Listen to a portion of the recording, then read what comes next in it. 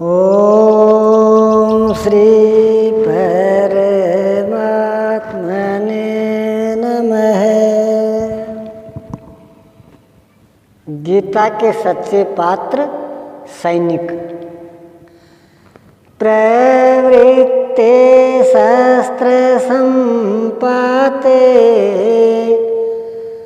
धनुरुद्यम ये पांडव है।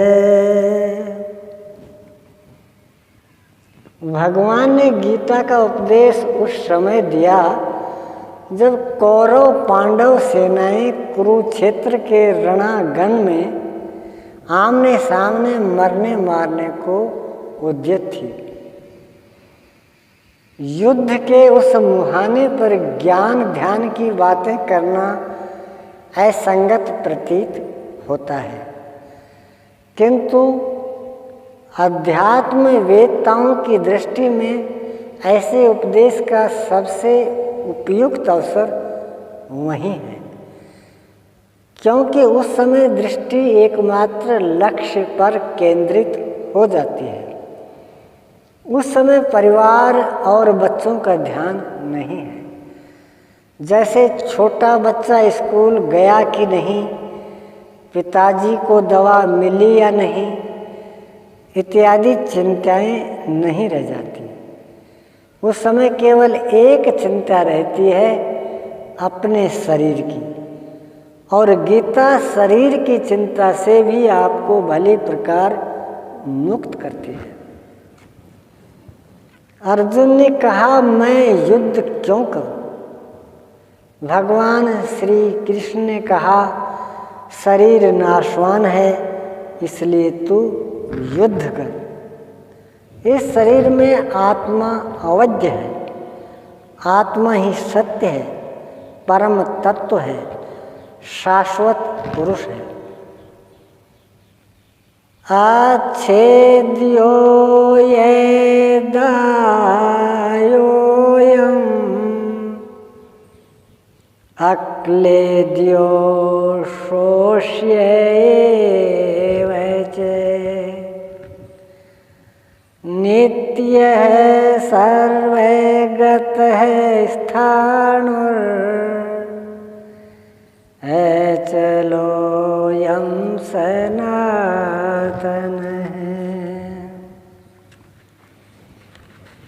आत्मा अछेद्य है।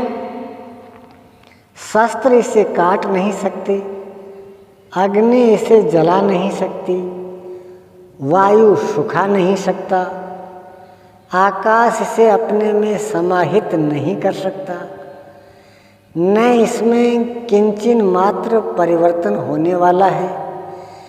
यह नित्य अर्थात सदा रहने वाला, शाश्वत और सनातन है। हम हैं सनातन धर्मी। सनातन है केवल आत्मा। हम शाश्वत के पुजारी हैं। शाश्वत केवल आत्मा है। हम आप सत्य के अन्वेषी हैं और सत्य है केवल आत्मा। यदि हम उस सत्य आत्मा के प्रति आस्थावान नहीं हैं तो हम धार्मिक भी नहीं हैं, क्योंकि इसे धारण करना ही धर्म है।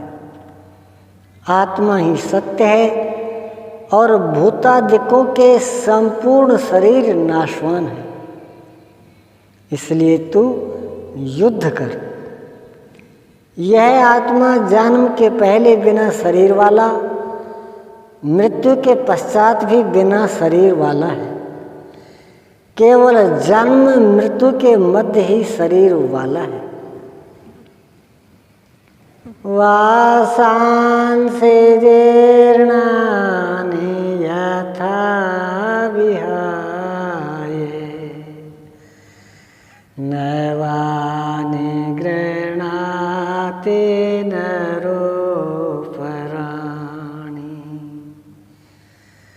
तथा शरीराणि विहाय जीर्णानि यन्यानि संयाते नवानि देहि। पुराने जीर्ण वस्त्र को त्याग कर मनुष्य जैसे नया वस्त्र धारण कर लेता है, ठीक इसी प्रकार भूतादिकों का स्वामी आत्मा शरीर रूपी वस्त्र को त्याग कर नया शरीर धारण कर लेता है। शरीर एक वस्त्र है, न जाने कितने वस्त्रों का आपने त्याग कर दिया।